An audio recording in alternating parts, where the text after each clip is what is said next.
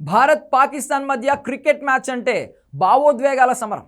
అది ఆటకు మించిన ఎంటర్టైన్మెంట్. తాజాగా ఛాంపియన్స్ ట్రోఫీలో చిరకాల ప్రత్యర్థులు తలపడిన మ్యాచ్ మాత్రం మునుపటి మజా కనిపించలేదు. అటు మాజీలు సైతం ఇదే మాట చెబుతున్నారు. ఈ నేపథ్యంలో దాయాదుల మధ్య క్రికెట్ సమరాన్ని మరింత పెంచేందుకు ఆసియా కప్ రూపంలో అవకాశం దక్కింది.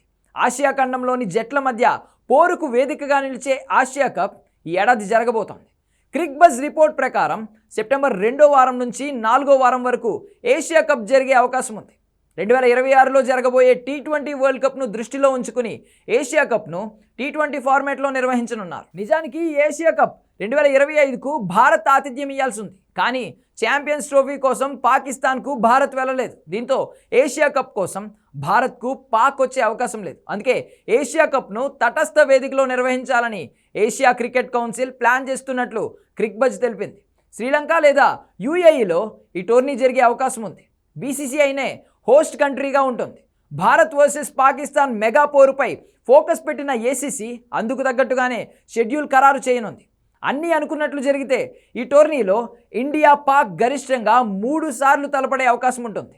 మొదట గ్రూప్ దశలో, ఆ తర్వాత సూపర్ 4లో, చివరిగా ఫైనల్ చేరితే అక్కడ మరోసారి తలపడే ఛాన్స్ ఉంది. ఇదిలా ఉంటే చివరిగా 2023 ఏషియా కప్లోనూ భారత్ పాక్ 3 సార్లు తలపడేలా షెడ్యూల్ రూపొందించారు. కానీ గ్రూప్ దశలో ఈ దాయాదుల మ్యాచ్ వర్షంతో రద్దయింది. కానీ సూపర్ 4లో పాక్ను భారత్ చిత్తు చేసింది. పాక్ సెమీస్లో శ్రీలంక చేతిలో ఓడడంతో ఫైనల్ చేరలేకపోయింది. మరోవైపు టైటిల్ పోరులో శ్రీలంకను ఓడించి భారత్ విజేతగా నిలిచింది. కాగా 2031లో ముగిసే ప్రస్తుత సైకిల్లో 4 ఏషియా కప్పులు జరగనున్నాయి.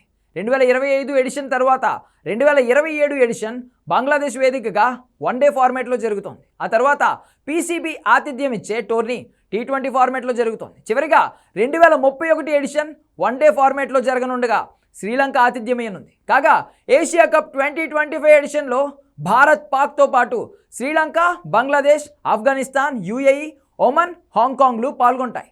ఉపఖండం నుండి నేపాల్ ఒక్కటే ఈ టోర్నీకి అర్హత సాధించలేకపోయింది.